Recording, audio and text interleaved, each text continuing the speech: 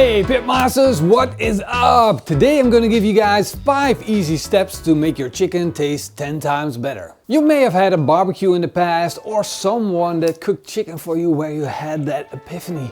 Wow, this is insane. And it truly can be. Chicken can be amazing and it can taste amazing. It can be juicy, it can be tender, it can have a little crust on the outside, and it especially can have a lot of flavor.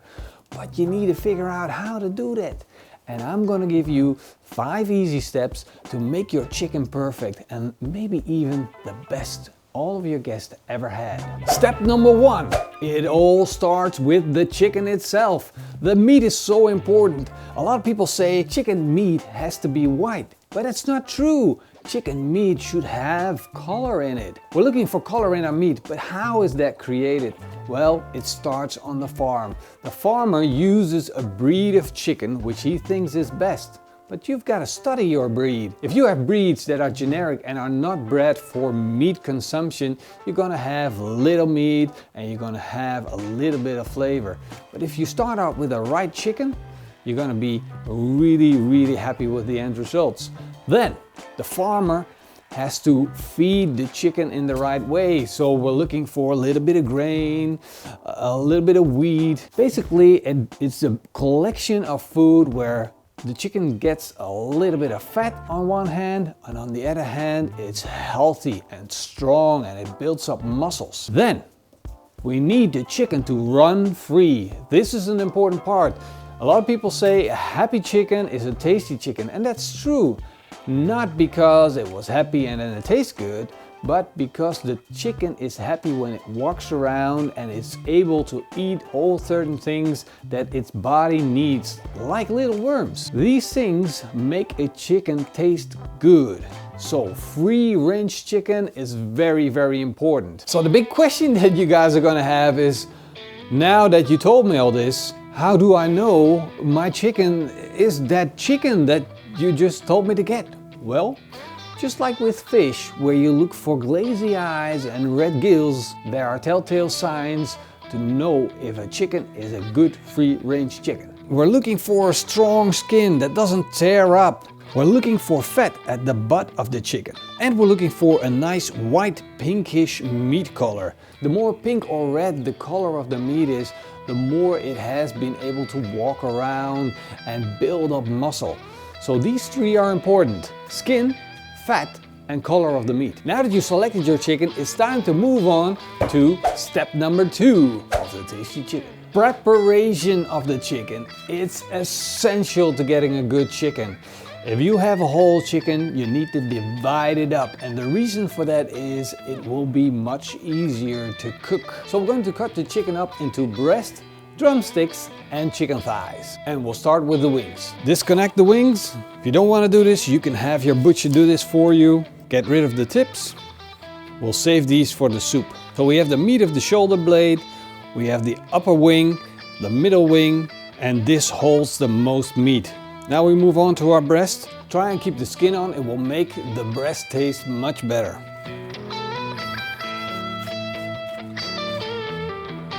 Now we'll take off the leg. Make sure you get that oyster with the leg. It's funny how with the chicken they call it an oyster. Well, basically it's the butt. It's the back part of the leg. So oyster, butt. Nice marketing trick. We'll take off the bottom of the leg. Now we'll separate the thigh from the drumstick. There we go, 1 drumstick and 1 thigh bone in. We'll use the chicken wing tips and the carcass of the chicken for our soup. If I make chicken soup, basically all I do with it is noodle soup. I love it. And what's even better with noodle soup is this chicken fat. This little bit of chicken fat that's at the butt of the chicken. It is so good. Just put it in a pan, render it down, and add it to your noodle soup. It's the best thing you ever had. Now that we divided our chicken into parts, it's time to brine our chicken. And this is the real secret to tasty grilled chicken. It is the key element.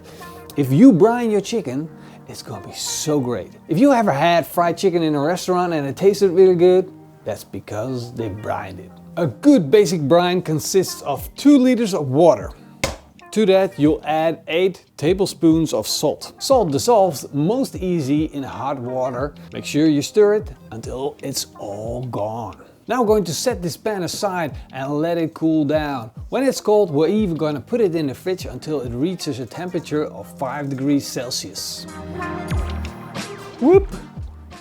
We got it cold. This is the weirdest transition we ever did, Morrison. Our brine is cooled down. It's time to put our chicken in the brine.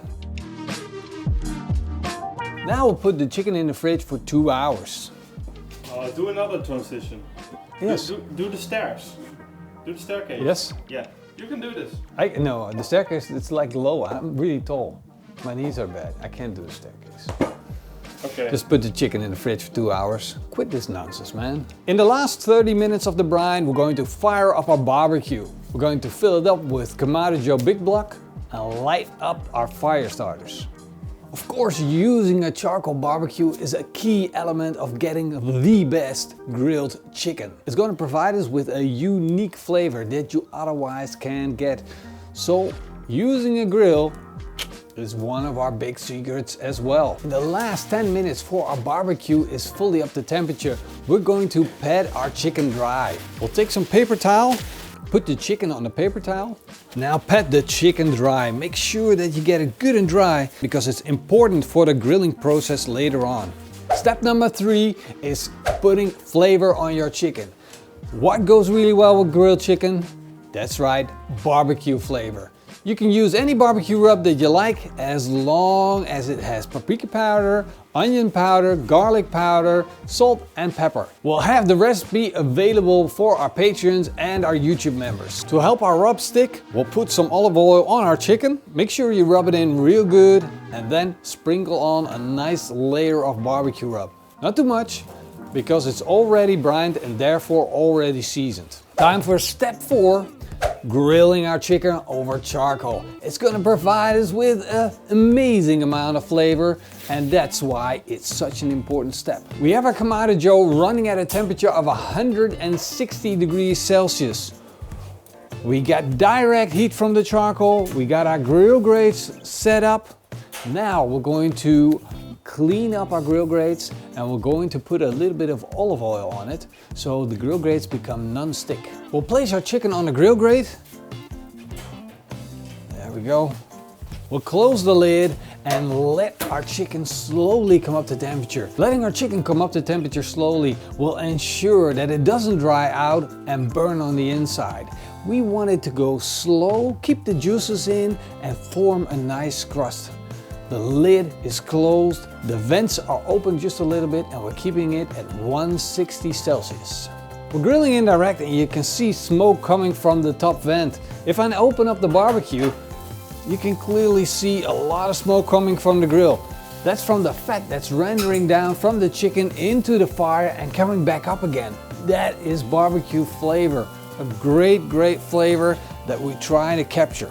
Now that we grilled our chicken nice and crispy on the outside and we've got that smoke flavor onto our chicken, it's time to focus on the final core temperature. We're looking for a core temperature of 75 degrees Celsius at which our chicken is fully cooked and at the same time still juicy. If you let your chicken overcook, it's going to be dry. So 75 degrees Celsius is what we're looking for. That's why we're using a core thermometer to make sure we get it right. Let's take our chicken off the grill and set it in some aluminum foil. Now this is one of my pro secrets. We're going to add a little bit of butter to our chicken. So wrap it up.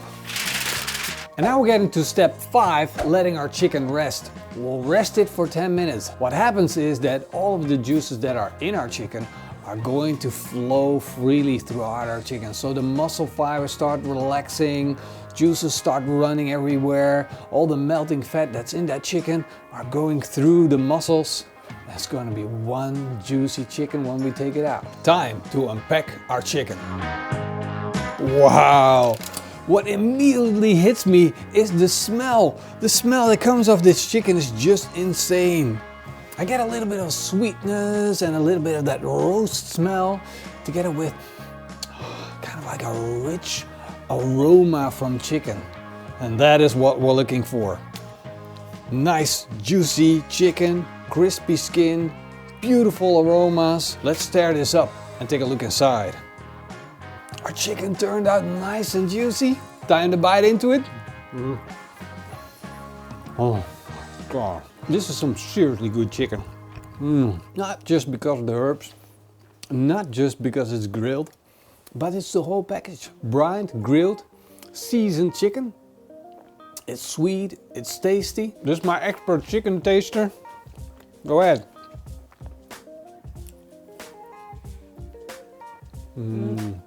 That's good, right? And this just in 5 easy steps. If you follow them, you're gonna have success every time you grill chicken. Everybody's gonna come to your house. Everybody says, hey man, can you make me some grilled chicken? Approved? Good stuff. Morsen, you want some chicken? Yeah. You want the wing? Yeah. This is such a boring review of the food because all we say is Sometimes it's just like chicken better than steak. Oh. You can't put it in. Well, for this episode, I got no more secrets to share with you guys, so I hope you guys enjoyed it.